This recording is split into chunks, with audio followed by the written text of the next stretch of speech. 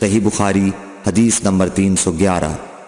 حضرت عائشہ رضی اللہ تعالی عنہا نے فرمایا کہ بعض امہات المومنین نے اعتکاف کیا حالانکہ وہ مستحاضہ تھیں۔ صحیح بخاری حدیث نمبر 312۔ عبداللہ بن ابی نجیح نے مجاہد سے کہا کہ حضرت عائشہ رضی اللہ تعالی عنہا نے فرمایا کہ ہمارے پاس صرف ایک کپڑا ہوتا تھا جسے ہم حیض کے وقت پہنتی تھیں، جب اس میں خون لگ جاتا تو اس پر تھوک ڈال لیتی اور پھر اسے ناخنوں سے مسل دیتی۔ صحیح بخاری حدیث نمبر 313۔ ہم سے عبداللہ بن عبد الوہاب نے بیان کیا، انہوں نے کہا ہم سے حماد بن زیب نے ایوب سختیانی سے، انہوں نے حفصہ سے، وہ ام عطیہ سے۔ آپ نے فرمایا کہ ہمیں کسی میت پر 3 دن سے زیادہ سوگ کرنے سے منع کیا جاتا تھا، لیکن شوہر کی موت پر 4 مہینے 10 دن کے سوگ کا حکم تھا۔ ان دنوں میں ہم نہ سرما لگاتی نہ خوشبو، اور عصب یمن کی بنی ہوئی ایک چادر جو رنگین بھی ہوتی تھی کے علاوہ کوئی رنگین کپڑا ہم استعمال نہیں کرتی تھیں، اور ہمیں عدت کے دنوں میں حیض کے غسل کے بعد کست اظفار استعمال کرنے کی اجازت تھی، اور ہمیں جنازے کے پیچھے چلنے سے منع کیا جاتا تھا۔ اس حدیث کو ہشام بن حسان نے حفصہ سے، انہوں نے ام عطیہ سے، انہوں نے نبی کریم صلی اللہ علیہ وسلم سے روایت کیا ہے۔ صحیح بخاری حدیث نمبر 314۔ حضرت عائشہ رضی اللہ تعالی عنہا نے فرمایا کہ ایک انصاریہ عورت نے رسول اللہ صلی اللہ علیہ وسلم سے پوچھا کہ میں حیض کا غسل کیسے کروں؟ آپ نے فرمایا کہ مشک میں بسا ہوا کپڑا لے کر اس سے پاکی حاصل کر۔ اس نے پوچھا اس سے کس طرح پاکی حاصل کروں؟ آپ نے فرمایا اس سے پاکی حاصل کر۔ اس نے دوبارہ پوچھا کہ کس طرح؟ آپ نے فرمایا سبحان اللہ، پاکی حاصل کر۔ پھر میں نے اسے اپنی طرف کھینچ لیا اور کہا کہ اسے خون لگی ہوئی جگہوں پر پھیر لیا کر۔ صحیح بخاری حدیث نمبر 315۔ حضرت عائشہ رضی اللہ تعالی عنہا نے بیان کیا کہ انصاریہ عورت نے رسول اللہ صلی اللہ علیہ وسلم سے پوچھا کہ میں حیض کا غسل کیسے کروں؟ آپ نے فرمایا کہ ایک مشک میں بسا ہوا کپڑا لے اور پاکی حاصل کر۔ یہ آپ نے 3 دفعہ فرمایا۔ پھر حضور صلی اللہ علیہ وسلم شرمائے اور آپ نے اپنا چہرہ مبارک پھیر لیا، یا فرمایا کہ اس سے پاکی حاصل کر۔ پھر میں نے انہیں پکڑ کر کھینچ لیا اور نبی کریم صلی اللہ علیہ وسلم جو بات کہنا چاہتے تھے وہ میں نے اسے سمجھائی۔ صحیح بخاری حدیث نمبر 316۔ حضرت عائشہ رضی اللہ تعالی عنہا نے بتلایا کہ میں نے نبی کریم صلی اللہ علیہ وسلم کے ساتھ حجۃ الوداع کیا۔ میں تمتع کرنے والوں میں تھی اور ہدی یعنی قربانی کا جانور اپنے ساتھ نہیں لے گئی تھی۔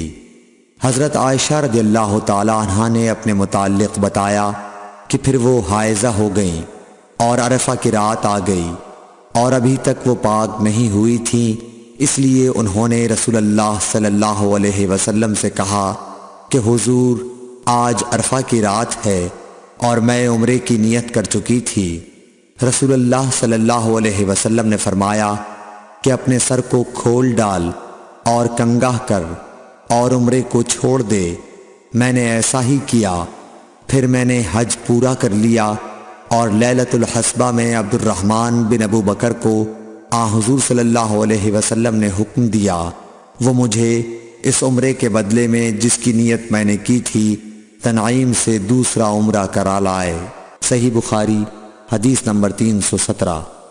حضرت عائشہ رضی اللہ تعالی عنہا نے فرمایا ہم ذی الحجہ کا چاند دیکھتے ہی نکلے۔ رسول کریم صلی اللہ علیہ وسلم نے فرمایا کہ جس کا دل چاہے تو اسے عمرے کا احرام باندھ لینا چاہیے۔ کیونکہ اگر میں ہدی ساتھ نہ لاتا تو میں بھی عمرے کا احرام باندھتا۔ اس پر بعض صحابہ نے عمرے کا احرام باندھا اور بعض نے حج کا۔ میں بھی ان لوگوں میں سے تھی جنہوں نے عمرے کا احرام باندھا تھا، مگر عرفہ کا دن آ گیا اور میں حیض کی حالت میں تھی۔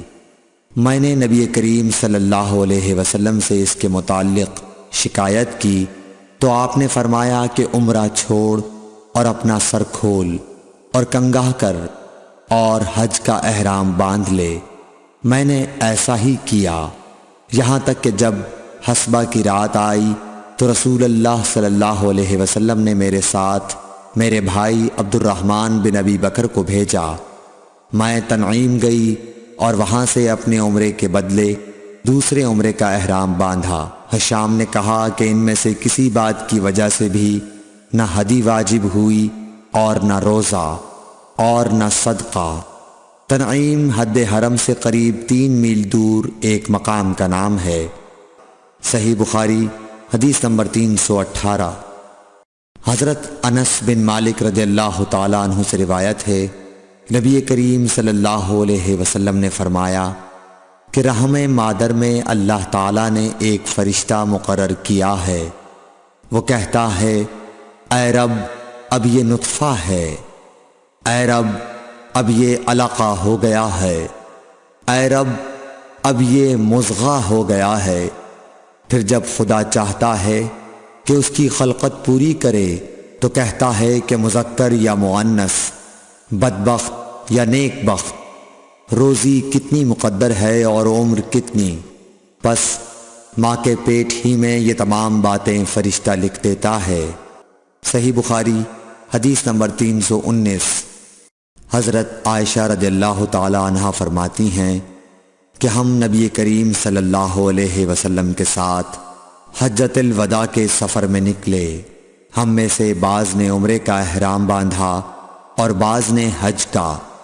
پھر ہم مکہ آئے اور حضرت صلی اللہ علیہ وسلم نے فرمایا کہ جس نے عمرے کا احرام باندھا ہو اور ہدی ساتھ نہ لایا ہو تو وہ حلال ہو جائے، اور جس نے عمرے کا احرام باندھا ہو اور وہ ہدی بھی ساتھ لایا ہو تو وہ ہدی کی قربانی سے پہلے حلال نہ ہوگا، اور جس نے حج کا احرام باندھا ہو تو اسے حج پورا کرنا چاہیے۔ عائشہ نے کہا کہ میں حائضہ ہو گئی اور عرفہ کا دن آ گیا، میں نے صرف عمرے کا احرام باندھا تھا، مجھے نبی کریم صلی اللہ علیہ وسلم نے حکم دیا کہ میں اپنا سر کھول لوں، کنگھا کر لوں اور حج کا احرام باندھ لوں اور عمرہ چھوڑ دوں۔ میں نے ایسا ہی کیا اور اپنا حج پورا کر لیا۔ پھر میرے ساتھ حضرت صلی اللہ علیہ وسلم نے عبد الرحمن بن ابی بکر کو بھیجا اور مجھ سے فرمایا کہ میں اپنے چھوٹے ہوئے عمرے کے عوض تنعیم سے دوسرا عمرہ کر لوں۔ صحیح بخاری حدیث نمبر 320۔